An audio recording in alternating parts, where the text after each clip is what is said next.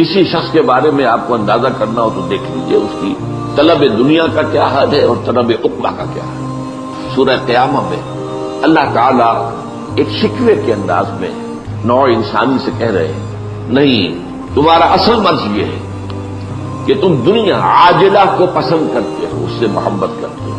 یہی بات سورۃ الاعلیٰ میں فرمائی گئی، اصل مرض تمہارا یہ ہے کہ تم دنیا کی زندگی کو ترجیح دیتے ہو، ترجیح، حالانکہ آخرت بہت بہتر بھی ہے اور باقی رہنے والی ہے۔ دنیا فانی ہے، چند روزہ ہے، اللہ کا ایک دن تو 1000 برس کا ہے۔ آپ اپنی گنتی کرنے کیا اس کی حیثیت ہے؟ کہ ہمارا دین یہ نہیں کہتا کہ دنیا کو چھوڑ دو، نہیں، لیکن ترجیح دو آخرت کو، اور تمہاری کیفیت وہ ہو جانی چاہیے کہ بازار سے گزرا ہو، خریدار نہیں۔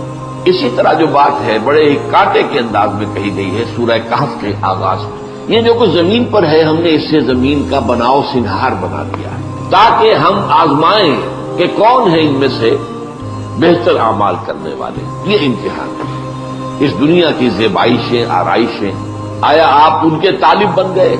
دن رات کی محنت و مشقت اسی کے لیے ہے، یا یہ ہے کہ آپ در حقیقت آخرت کے طالب ہیں؟ اور یہ آج کی دنیا میں اپنی انتہا کو پہنچ گیا۔ دنیا اتنی حسین کبھی نہیں تھی جتنی آج ہے، اور ظاہر بات ہے آدمی کھنچتا ہے پھر اس کی طرف، تو اس لیے فرمایا بس یہی امتحان ہے۔ اب اس کے ضمن میں ایک حدیث، یہ حضرت ابو العباس سہل بن سعد الساعدی رضی اللہ تعالیٰ عنہ سے مروی ہے۔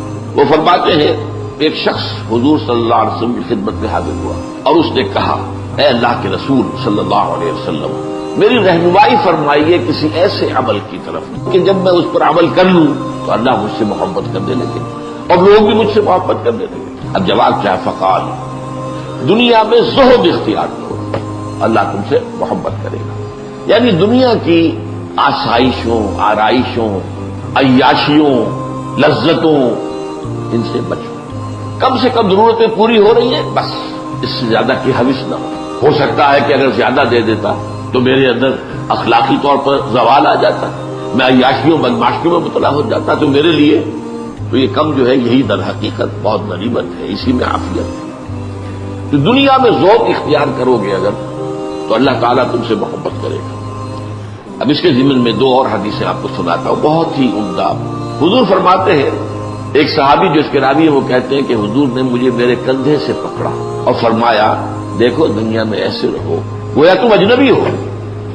دنیا کے اندر دنیا کے معیارات کے اعتبار سے نامور ہو جانا، مشہور ہو جانا، صاحب اقتدار ہو جانا، صاحب ثروت ہو جانا، یہ نہ ہو۔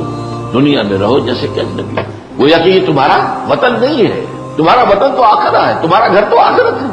یہ تو عارضی ٹھکانہ ہے، عارضی طور پر تمہیں یہاں امتحان کے لیے بھیجا گیا۔ اللہ نے یہ موت اور زندگی کا سلسلہ اسی لیے بنایا ہے تاکہ تمہیں آزمائے کہ کون ہے تم میں سے بہترین عمل کرنے والے۔ یہ آزمائش ہے، کبھی اللہ دے کر آزماتا ہے کہ صبر کرتا ہے کہ نہیں، اور شکر کرتا ہے یا نہیں، اور کبھی چھین کر آزماتا ہے کہ صبر کرتا ہے یا نہیں۔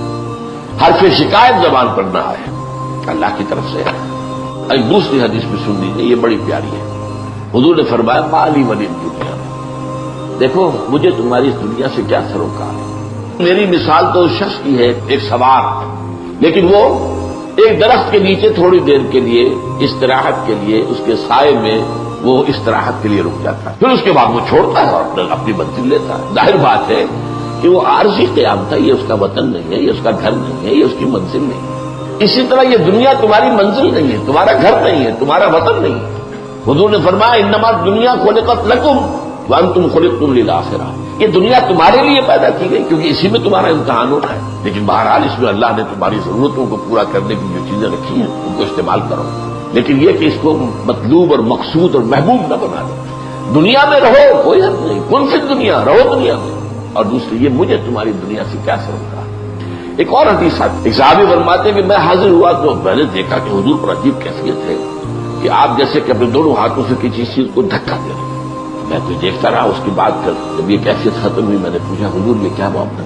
فرمایا، دنیا ایک نہایت خوبصورت عورت کی شکل میں میرے سامنے لائی گئی، اب میں اسے دھکے دے رہا تھا کہ مجھے تم سے کیا سروکار۔ اگر تم چاہتے ہو کہ اللہ کے محبوب بن جاؤ تو دنیا میں زہد اختیار۔ اور اگلا معاملہ اس سے بھی زیادہ پریکٹیکل ہے، اخلاقیات کے اندر یوں سمجھیے یہ بلند ترین تعلیمات میں سے جو چیز لوگوں کے ہاتھوں میں ہے اس میں ذوق اختیار کرو. تم نے دیکھا کسی کو دولت مند ہے یہ نہ ہو کہ حسرت پیدا ہو جائے کہ دولت میرے پاس کیوں نہیں. اگرچہ رش کرنا حرام نہیں ہے, حسد حرام ہے, لیکن یہ ہے کہ اگر یہ بات آ گئی تو گویا کہ زہد کے صرف خلاف ہو گیا. یہ جو ایک اونچا رتبہ ہے, اگر لوگ سمجھے کہ دولت مند دیکھے کہ یہ آدمی آیا تو ہے میرے پاس, لیکن میری دولت سے تو اس سے کوئی سروکار نہیں تھا, یا تو آیا تھا مجھے کوئی کلمہ خیر کہنے کے لیے, لیکن اس سے میری دولت سے کوئی سروکار نہیں. تو اگر ایسا ہوگا تو وہ شخص آپ سے محبت کرنے لگے گا, آپ کا مقام اس کی نگاہ میں بلند ہو جائے گا. اللہ تعالی ہم سب کو حق کو سمجھنے اور پھر حق کا اعتراف اور اعلان کرنے کی توفیق عطا فرمائے. اور اس کے بعد یہ ہے کہ اللہ تعالی ہمیں توفیق دے کہ اگر کوئی تکلیف آتی ہے, کوئی مصیبت آتی ہے, کوئی آزمائش آتی ہے تو اللہ تعالی ہمیں اس میں ثابت قدم رکھے.